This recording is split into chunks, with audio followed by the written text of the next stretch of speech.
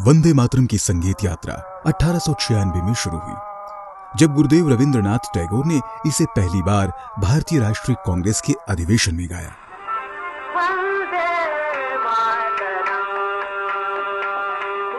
इसके बाद इस गीत को समय के साथ विभिन्न संगीत शैलियों में प्रस्तुत किया गया, जिसमें मल्हार, काफी, सारंग, दुर्गा, भैरवी और खमार जैसे रागों का इस्तेमाल हुआ।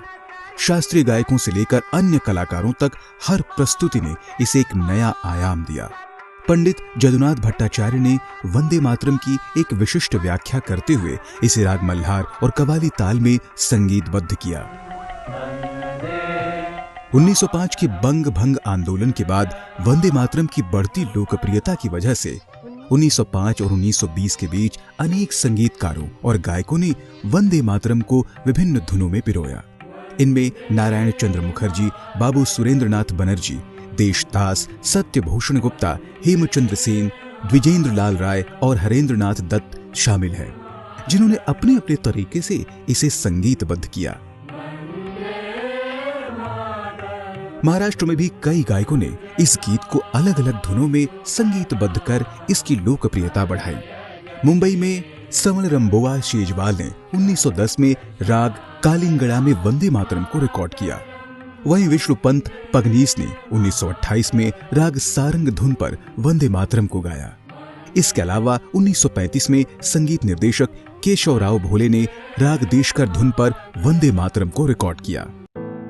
यही नहीं, भारत की स्वतंत्रता से पहले संगीतकार तिमिरबरन भट्टाचार्य ने सुभाष चंद्र बोस के अनुरोध पर वंदे मातरम को राग दुर्गा में एक मार्चिंग गीत की शैली में संगीतबद्ध किया था। और जब नेताजी ने आजाद हिंद फौज का गठन किया तो उन्होंने वंदे मातरम को सिंगापुर रेडियो पर बजवाया। इस तरह भारत का राष्ट्रगीत विदेशी धरती पर भी शान से गाया गया। वंदे मातरम को शास्त्रीय शैली में प्रस्तुत कर पंडित विष्णु दिगंबर पलुस्कर और पंडित ओंकारनाथ ठाकुर ने इसे एक अलग गरिमा प्रदान की।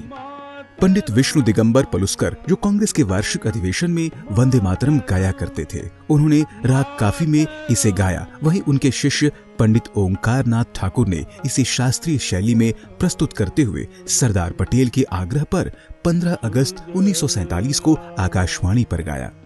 हीरा भाई बरोड़कर ने भी 15 अगस्त 1947 को आकाशवाणी पर राग तिलक कमोद में वंदे मातरम प्रस्तुत किया था। इसी तरह मोगूबाई कुर्दिकर ने राग खंबावती में वंदे मातरम गीत को गाया।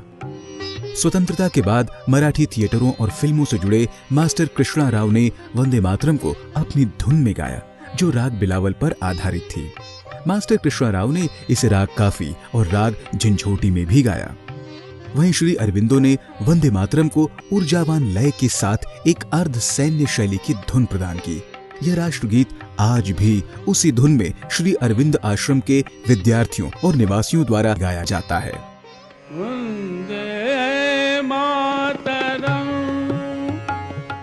स्वतंत्रता के बाद कई प्रसिद्ध शास्त्रीय गायकों ने वंदे मातरम को अपने अपने ढंग से प्रस्तुत किया। पंडित भीम सिंह जोशी और कुमार गंधर्व ने जहां इसे शुद्ध शास्त्रीय तरीके से प्रस्तुत कर एक अलग पहचान दी, वहीं लता मंगेशकर ने अपनी मधुर आवाज में इसे एक गरिमामय रूप प्रदान किया। महान गायिका MS सुब्बुलक्ष्मी ने महाकवि सुब्रमण्यम भारती द्वारा तमिल में अनुवादित राष्ट्रगीत को राग देश, राग हंस ध्वनि और राग मल्हार में प्रस्तुत किया।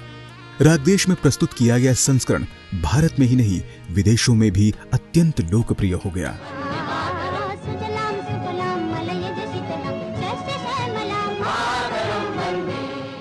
सिनेमा ने जहां इसे और अधिक कर्णप्रिय और लोकप्रिय बनाया, वहीं आधुनिक युग में वंदे मातरम का संगीत पूरी तरह डिजिटल मंचों पर फैल गया।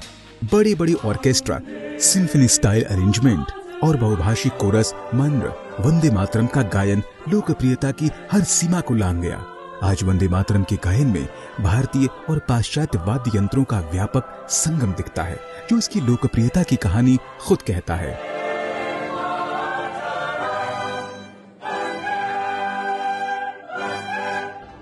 वंदे मातरम की चिरस्थायी और शाश्वत चेतना इस बात में झलकती है कि किस सहजता से इसे डिजिटल प्रस्तुति के लिए अपनाया गया है, जहां 19वीं सदी के गीतात्मक शब्द 21वीं शताब्दी की तकनीक के साथ अद्भुत सामंजस्य स्थापित करते हुए नई पीढ़ियों को प्रेरित कर रहे हैं।